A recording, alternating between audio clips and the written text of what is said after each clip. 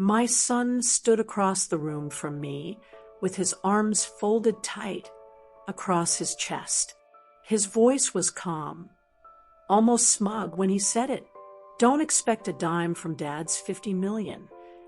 People around the table chuckled softly. Some nodded, some avoided my eyes. And I sat there in my black dress, my hands folded in my lap, my heart steady in my chest, because I already knew what he didn't. Minutes later, when the lawyer finally cleared his throat and spoke my name, the color drained from my son's face so fast, I thought he might pass out right there in that leather chair. What happened in that room would tear old lies wide open, uncover a lifetime of silence, and force my son to see the woman he had spent years trying to erase. Before that day was over, arrogance would turn into fear, control would turn into begging, and a son who believed he had already won would realize the game had never belonged to him at all. But the money was never the real inheritance. The real inheritance was the truth, and it would cost him more than he ever imagined. If you believe that quiet people often carry the loudest strength, if you believe that patience can sometimes be the sharpest power, then stay with me through this story. And if this story touches your heart at any point, please take a gentle moment to like this video, share it with someone who understands what it means to be overlooked, and subscribe to the channel. Every story here is told for souls just like yours. Now, let me take you back to how all of this really began. I was married to my husband for 43 years. People from the outside used to say we had a beautiful life, a large home, nice vacations, a successful business, and one son who grew into a confident, ambitious man. What people never saw was the quiet loneliness inside that large home. My husband built his fortune with relentless drive, long nights, endless phone calls, months away on business trips. I raised our son mostly on my own. I made his lunches. I sat through his school plays. I held him through fevers and heartbreaks and disappointments. His father sent checks and advice. I gave time and presence. As our son grew older, he grew closer to his father and further from me, not in anger, not in argument, just in quiet distance. When he went to college, he called his father for business advice. He called me when he needed something washed, fixed, or forgotten. When my husband became ill, our son stepped in as though he already owned everything. He spoke to doctors without consulting me. He moved papers without explaining them. He slowly took up more space while I took up less. After my husband passed, the house felt hollow in a way I cannot describe. My son moved quickly. He began managing the company officially. He began speaking about his future. He began acting as if what his father built had never passed through my hands at all. And slowly, I became invisible. He rarely asked how I was. He rarely invited me into decisions. And when I did speak, he smiled politely, the way people smile at someone they no longer need to listen to. Then came the will reading. We sat in a long, polished room. The lawyer at the head of the table, papers stacked neatly, coffee gone cold in our cups, the air thick with quiet expectation. That's when my son leaned toward me and whispered with a thin smile, "Don't expect a dime from Dad's 50 million. I simply looked back at him and waited. The lawyer hadn't begun speaking yet. He was still arranging his papers, tapping the stack against the table, as if he had all the time in the world. My son leaned back in his chair, confident, relaxed, like a king waiting for his crown to be placed. Around us sat distant relatives, business partners, a few old friends of my husband, and people who only showed up because there was money in the room. Everyone wore dark clothing and polite faces. Some people looked sad. Some looked curious. My son looked victorious. I folded my hands in my lap and stared at the grain of the wooden table. I did not argue with him. I did not correct him. I had learned long ago that silence, when chosen, can be far louder than words. But in that silence, my mind drifted backward through the years he and I had already forgotten in very different ways. When my husband and I first married, we had nothing but a tiny rented house and secondhand furniture. We were young, we were hopeful, and we were poor, very poor. I worked as a secretary at a local office while he chased opportunity with a hunger that never seemed to quiet. Some nights, he came home exhausted and silent. Some nights, he didn't come home at all. When I became pregnant, he smiled for one night and went back to work the next morning like nothing had changed. The baby became my world, not his. He loved our son. I believe that, but he loved success more. And success always demanded more time than he had left for us. I remember feeding our boy with one arm while balancing the checkbook with the other. I remember rocking him through the night while my husband slept so he could wake early for work. I remember the way my son reached for me instinctively when he was afraid. Those early years shaped me. They did not shape my husband. As the business grew, the distance grew with it. Bigger house, longer trips, fewer meals together, more arguments that ended in silence instead of solutions. My role became quiet support, hosting dinners, smiling for investors, standing just behind him in photographs. My son grew up watching that. He saw power rewarded. He saw patience ignored. Somewhere along the way, he learned to admire the one voice that spoke the loudest, and he learned to dismiss the one that stayed. When he was 16, he once yelled at me during an argument, "Dad built everything, you just stayed home." He didn't say it with cruelty. He said it with certainty. I never corrected him, because explaining sacrifice to someone who has only seen results is like describing color to someone who has only known darkness. Years passed. My husband's health began to weaken, small things at first, then larger ones, hospital visits, quiet talks with doctors in hallways. My son took interest in the business in a way he never had before. He asked questions. He sat in meetings. He studied contracts. And slowly, he stopped asking me anything at all. When my husband could no longer sign papers with a steady hand, my son offered to help.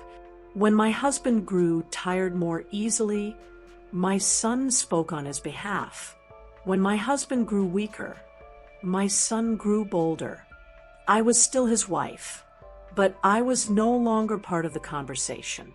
Then one night, after my husband had fallen asleep, I sat beside his bed and listened to his breathing struggle against his failing body. He opened his eyes and looked at me, really looked at me, in a way he hadn't in years. I did not protect you the way I should have. He whispered. I did not answer. He reached weakly for my hand.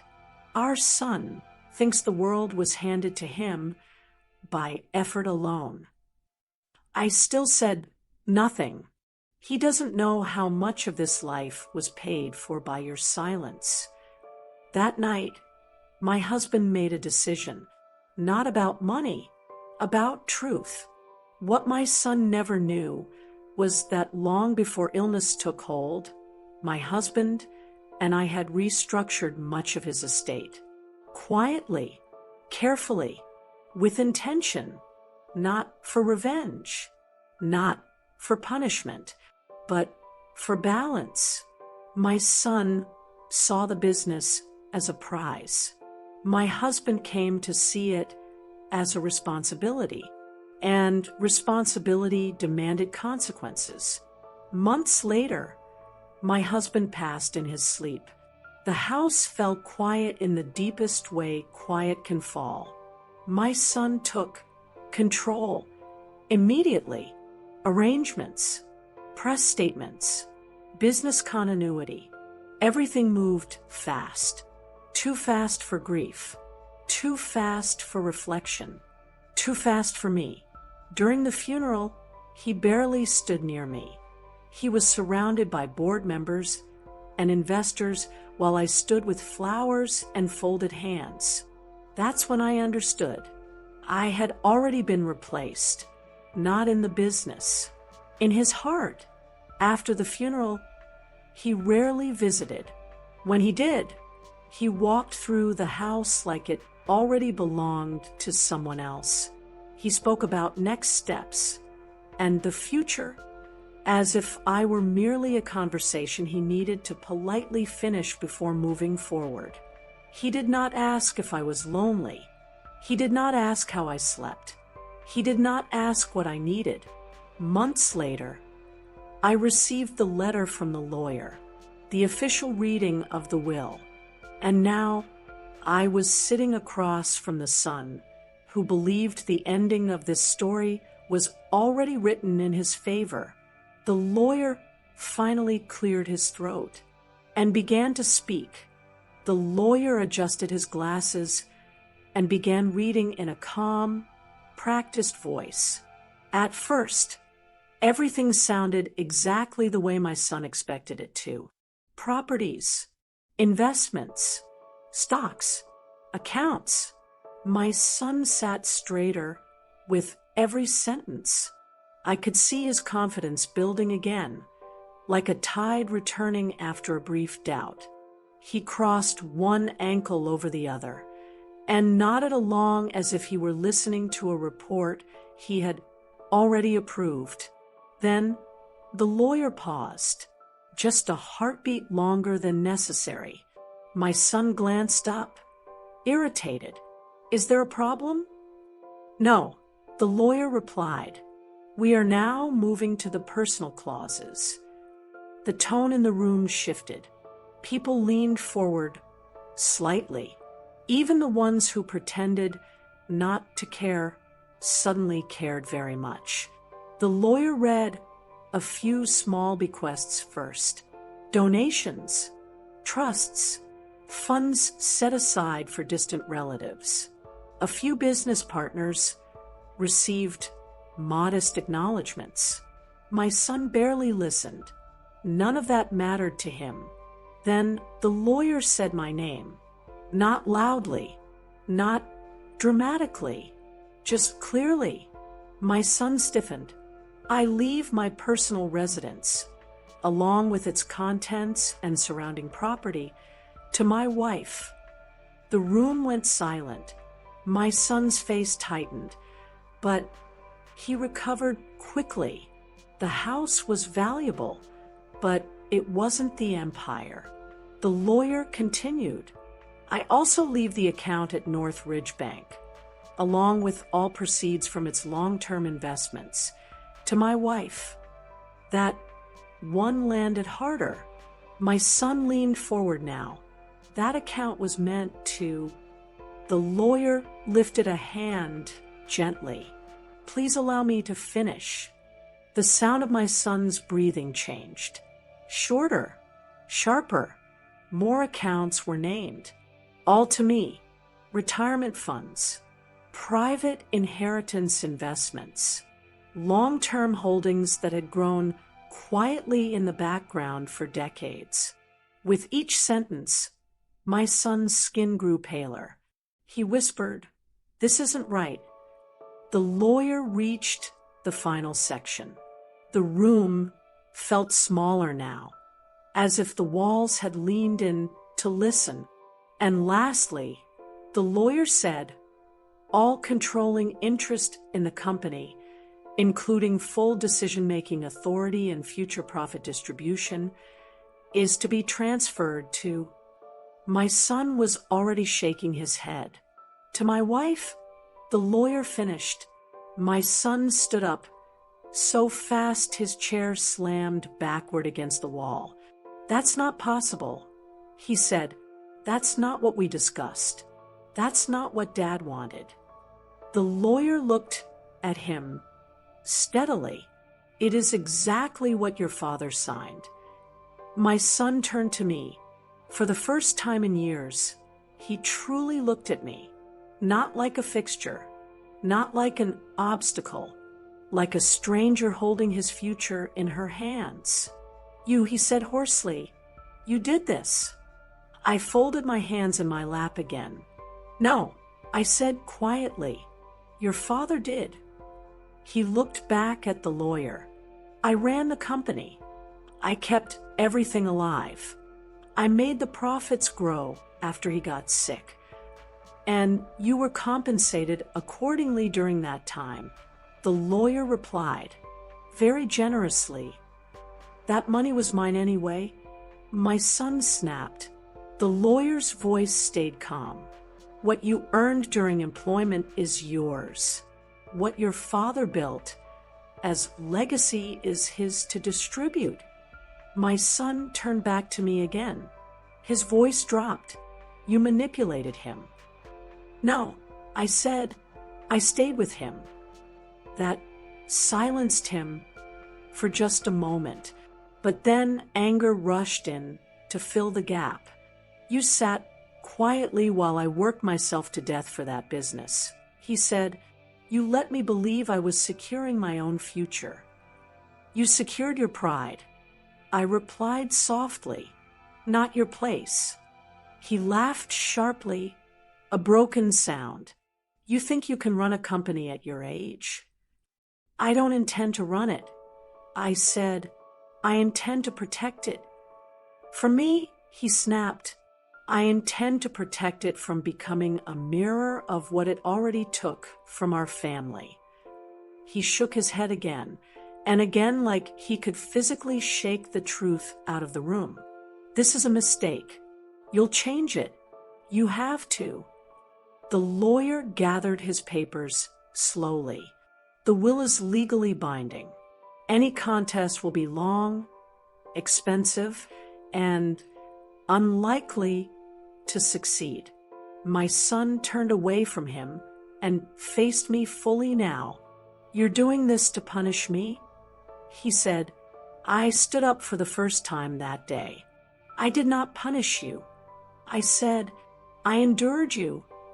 His mouth opened, but no words came out. "I watched you grow into someone who believed love was optional and power was proof of worth." I continued, "Your father and I hoped responsibility would shape you. Instead, entitlement did." He took a step back, like the words had struck him physically. "You hid behind money," I said. "Now money has stepped out of your way." The room remained silent.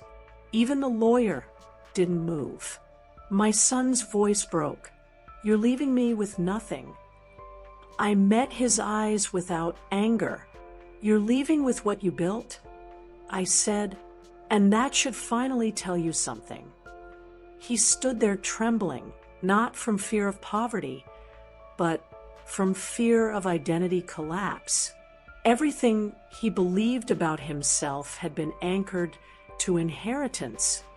not character. Now that anchor was gone, and he had nothing else to hold. The days after the will reading passed in a strange blur. The world outside moved normally. Cars drove by. Neighbors watered their lawns. The mail came and went, but inside my life, everything had shifted.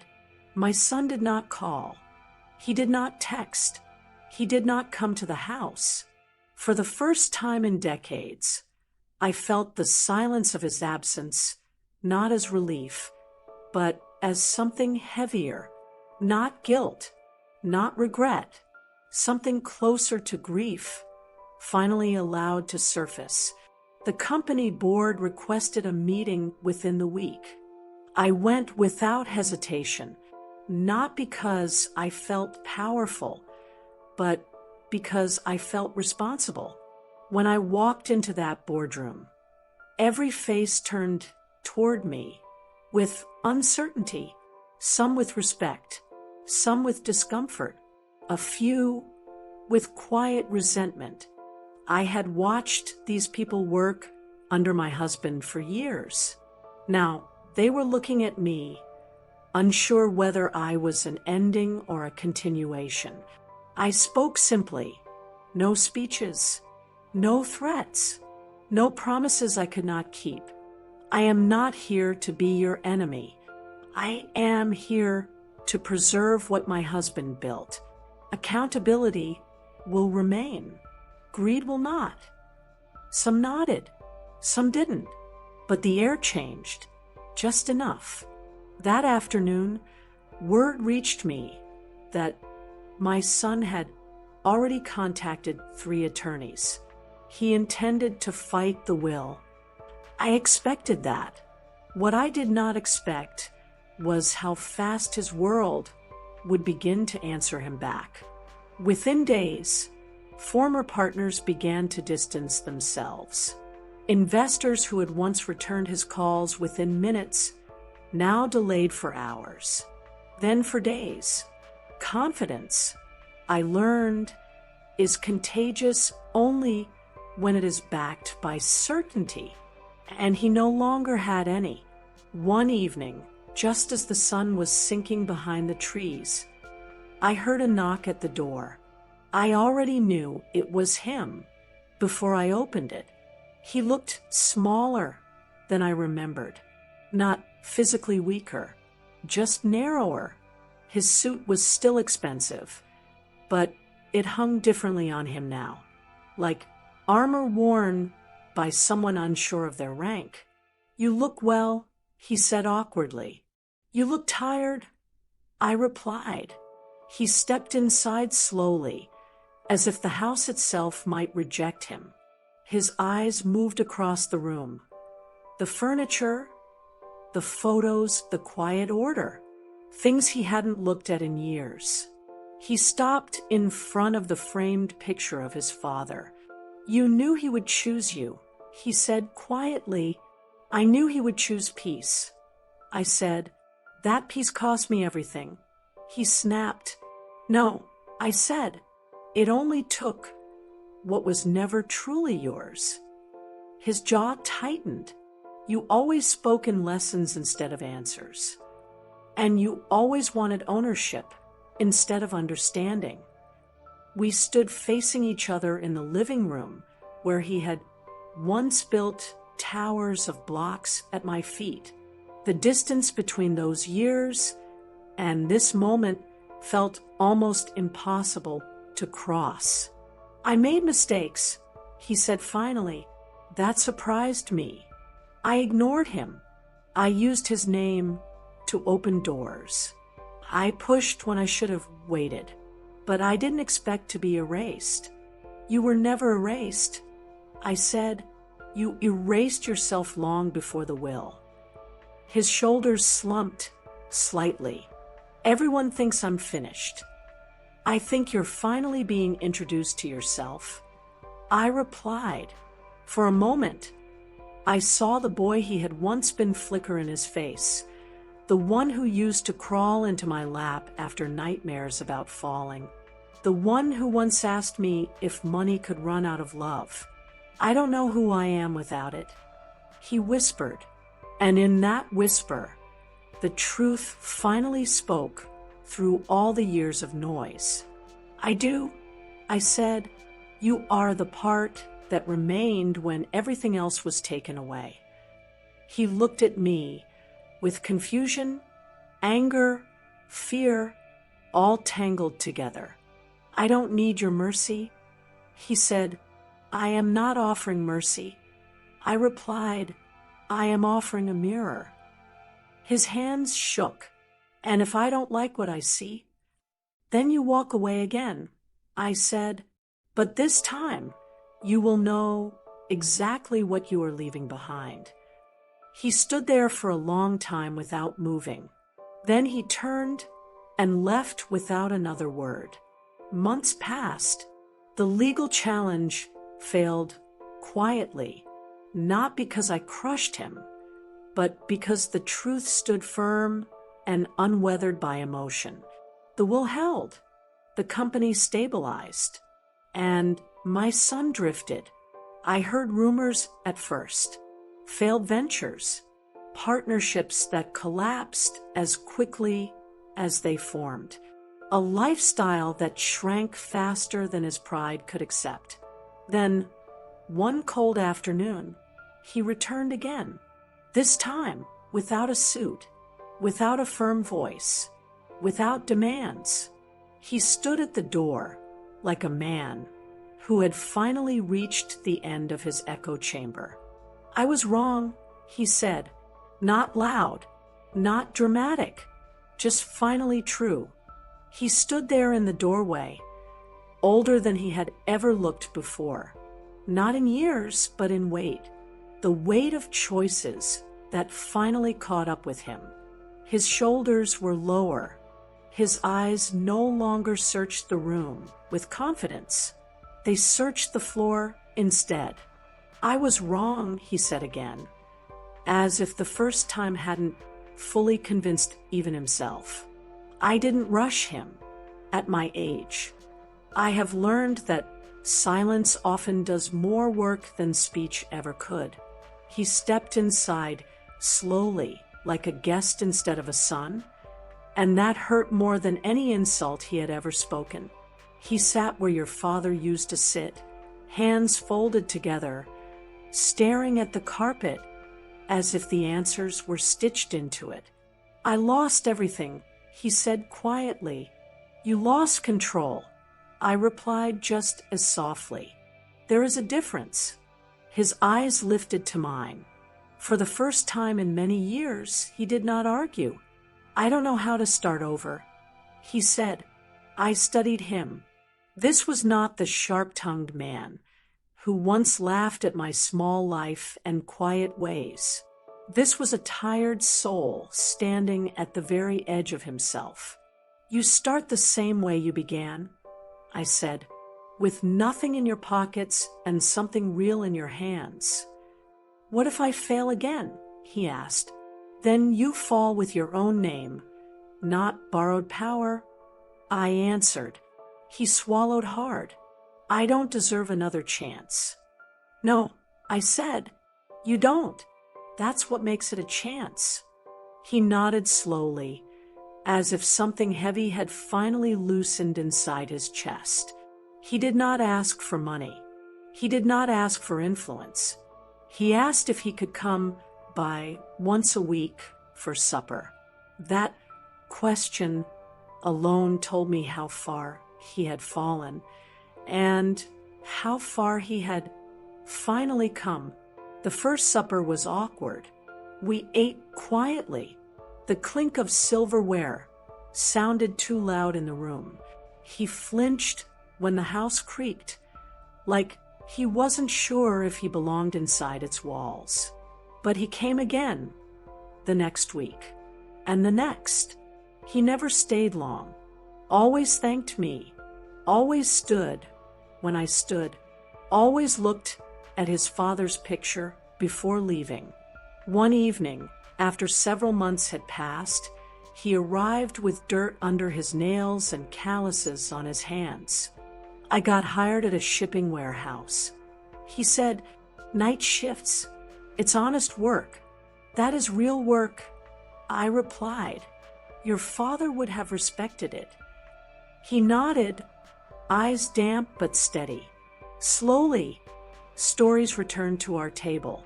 Stories without pride, without blame, without masks. He spoke of men twice his age lifting boxes beside him, of how strange it felt to ache in muscles he never used before, of how little money suddenly meant when earned the hard way. And one night, just before leaving, he said something he had never said in his entire life. "I miss him." The words cracked open something in the room that had stayed sealed for decades. "I miss him every day," I said. He hesitated, then stepped forward and wrapped his arms around me. The embrace was clumsy, unpracticed, but real. For the first time since the will was read, I cried, not from pain, from release. The company continued without him, strong, balanced, clean of the greed that once poisoned it, and he built his own life, quietly, slowly, without headlines, without shortcuts. 1 year later, he stood at the kitchen sink, washing dishes beside me. "I used to think you were weak," he said, "and now?" I asked, "Now I know you were the strongest person in the room the entire time." I dried my hands and looked at the man he had finally become. Not rich, not powerful, but steady. And in that steadiness, I saw peace. So if you're listening to my story tonight, at the age where memory weighs heavier than money, let me leave you with this truth. Sometimes the greatest inheritance is not what you're given. It's what is taken away, so you can finally see what matters. If this story touched your heart, if it stirred something you've carried quietly for years, please like this video, share it with someone who needs to hear it, and subscribe to the channel. Your support keeps these stories alive, and your presence here means more than you know. Thank you for sitting with me until the end.